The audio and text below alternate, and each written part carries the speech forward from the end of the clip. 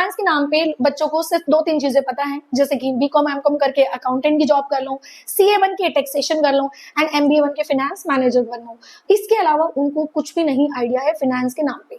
ज्यादा से ज्यादा वो सिर्फ एक चीज और जानते हैं कि हम बैंक में पीओ और क्लर्क बन सकते हैं, लेकिन वहां पे अगर बात आ जाती है प्राइवेट बैंक्स की तो उनको सिर्फ 2 चीजें पता है, सेल्स एंड ऑपरेशंस। सेल्स में जाना है या ऑपरेशंस में जाना है, बट काइंड ऑफ क्या वर्किंग होती है, कितना वर्क प्रेशर होता है, क्या एक बीकॉम की डिग्री आपके लिए सफिशिएंट है, या डिग्री से अगर आपका सब कुछ होता तो आप तो धर्मात्मा बन चुके होते। ऐसी सारी इंफॉर्मेशन आज मैं इस वीडियो में आपको देने वाली हूँ। तो ये वीडियो बहुत इंफॉर्मेटिव वीडियो है, वीडियो को सेव कर लो।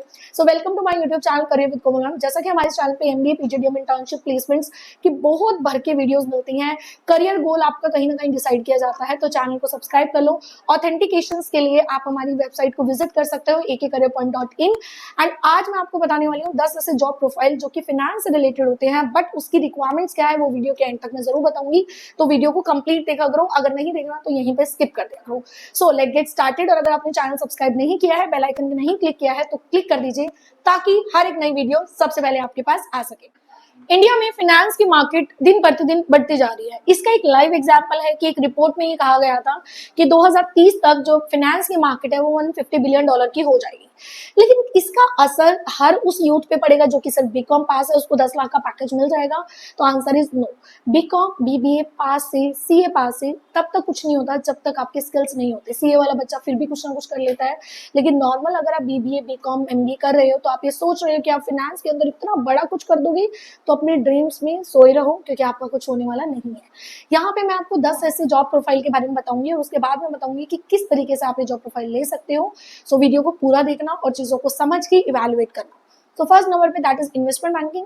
इन्वेस्टमेंट बैंकिंग एक ऐसा पॉइंट है जहां पे वो बताता है कि किस तरह से मर्जर इक्विजिशन करें, कंपनी का आईपीओ कब लॉन्च होगा, कैसे लॉन्च होगा, इन चीजों के बारे में बताता है, जिसके कारण से इसकी जो वैल्यू होती है वो ज्यादा होती है। 15 से 40 लाख के बीच में इसकी सैलरी होती है। सेकेंड नंबर पे that is equity research manager. मैं एक पर्सन हूँ, मेरा एक सर्टेन अमाउंट है, चाहे वो 20 है, 40 है, 50 है। मैंने कंपनी को बोला कोई भी XYZ कंपनी है कि मुझे अपने इस फंड को मैनेज करना है। उन्होंने क्या किया, इक्विटी जो भी उस टाइम कोई कंपनी जो बहुत अच्छी चल रही है, 3-4 कंपनी, उन्होंने मेरे फंड को वहां पे लगवा दिया। उसके बदले में वो मुझसे हर मंथ, अगर मैं हर मंथ ही कर रही हूँ तो हर मंथ कंपनी मुझे ले रही है और कंपनी के जो एम्प्लॉय है वो अच्छी खासी सैलरी ले रहे हैं, जो कि 8 से 25 लाख है। ये कहने में बहुत छोटी सी चीज हो गई, लेकिन देखो अगर मेरे जैसे 100-200 कस्टमर हो गए तो उनकी तो कंपनी बहुत अच्छी चल जाएगी, जिसमें अगर उनको फंड्स अच्छे करने हुए मर्ज, ठीक है, फंड्स अच्छे अरेंज करने हुए। थर्ड नंबर पे that is portfolio manager. Portfolio manager 6 से 8 से लेके 35 लाख तक की सैलरी लेते हैं, जिसमें करोड़पति होते हैं ना, करोड़पतियों के पैसे को इन्वेस्ट करते हैं और उसको बढ़ाते हैं।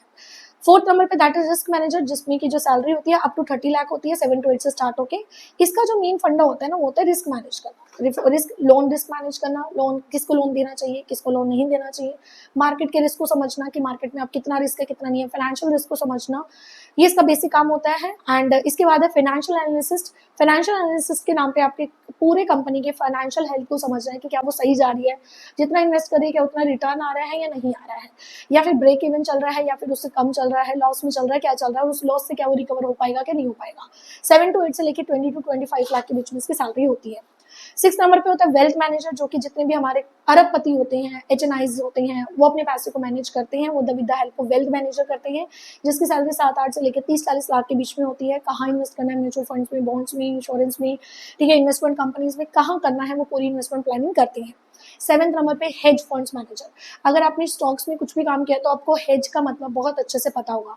हेज का मतलब जिसको भी पता है और जिसने अच्छे से समझ लिया इम्प्लीमेंट कैसे होगा, वो बंदा अपनी लाइफ में करोड़पति हो चुका है, क्योंकि उसकी जिंदगी में पैसा पैसा बरसने वाला है, क्योंकि जो इसकी सैलरी है वो 50 लाख तक तो होती है और करोड़ों तक भी जा सकती है। ये क्रेजियस्ट जॉब मानी जाती है, क्योंकि इसमें आप इंसेंटिव का भी करोड़ में आप इंसेंटिव लेते हैं। 8 दैट इज क्रेडिट एनालिसिस, जिसका एक नॉर्मल कि किसको कितना लोन लेना चाहिए, कौन कितना लोन ले सकता है, कौन कितना लोन दे सकता है, that is the part of credit analysis. 4 to 5 से लेके 8 लाख के बीच में इसकी सैलरी होती है। 9th कॉर्पोरेट फाइनेंस मैनेजर, जिसकी जितना भी बजटिंग, एलोकेशन, वो सारी चीजों के बारे में बताता है कंपनी को। 12 to 13 लाख इसकी सैलरी होती है। 10th नंबर पे last not the least that is fintech. Fintech के अंदर अगर मैं बात करूँ 10 से 30 लाख की इसके अंदर सैलरी होती है, जितने भी UPIs, ऑनलाइन पेमेंट, इनको मैनेज करना, कहीं पे स्टक हो गया तो उसको किस तरीके से करना, वो सारा काम होता है फिनटेक का। इतने सारे प्रोफाइल हैं, आपको क्या पता था अकाउंटेंट की जॉब मिल जाए, टैक्सेशन में आ जाए, बस इतना ही आपको पता था। तो ये इसके भी अलावा बहुत ऐसे ऐसे करियर ऑप्शन है जो आपको पता होने चाहिए। अब इसको इम्प्लीमेंट कैसे करना है उस पर डिस्कस करते हैं। दो पार्ट होते हैं, एक आफ्टर 12th और एक आफ्टर ग्रेजुएशन। आफ्टर ग्रेजुएशन करना फिर भी आसान है, क्योंकि आफ्टर ग्रेजुएशन कुछ ऐसे सर्टिफिकेशन कोर्सेज है जिनके माध्यम से आप डायरेक्ट इन्वेस्टमेंट बैंकिंग में, डायरेक्ट सिबॉप में, इनमें जा सकते हैं। ठीक है, अगर आप उसको कंप्लीट नॉलेज लेना चाहते हैं तो डिस्क्रिप्शन में आपको सारी डिटेल दी है हमारी वेबसाइट की, हमारी कंपनी की, हमारे गिवन नंबर की, आप वहां पे जाके कनेक्ट कर सकते हैं। अब आ जाती है क्लास 12th की बात।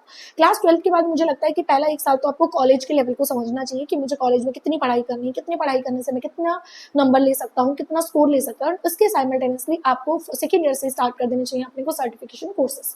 सर्टिफिकेशन कोर्सेज में इन्वेस्टमेंट कुछ चीजों को समझना चाहिए, पोर्टफोलियो को समझना चाहिए। ठीक है, ये सारी चीजों को अगर आप सीखते हैं तो आप बीकॉम करते या बीबीए करते करते अपने आप को इतना एक्सपर्टाइज ले लेते हैं कि आपकी इस तरह की जॉब बिल्कुल आसानी से मिल जाती है। साइमल्टेनियसली आप कुछ और सर्टिफिकेशन कोर्स के थ्रू या कुछ और एक्सटर्नल डिग्री के थ्रू अपनी प्रमोशंस को भी ले सकते हैं। तो इस तरीके से आप अपने करियर को डिजाइन कर सकते हैं। जितनी जल्दी करियर को डिजाइन करेंगे उतना जल्दी आपका करियर बनेगा। इस तरह की और वीडियोस के लिए चैनल को सब्सक्राइब कर लो। अगर आप प्रॉपर काउंसलिंग चाहते हो फॉर एनी कोर्स, चाहे वो ऑनलाइन हो, चाहे वो ऑफलाइन हो, एमबीए हो, एमसीए हो, चाहे वो यूजी का कोई कोर्स है, तो आप दिए गए नंबर पे कनेक्ट कर सकते हैं एंड हमारी वेबसाइट को भी विजिट कर सकते हैं।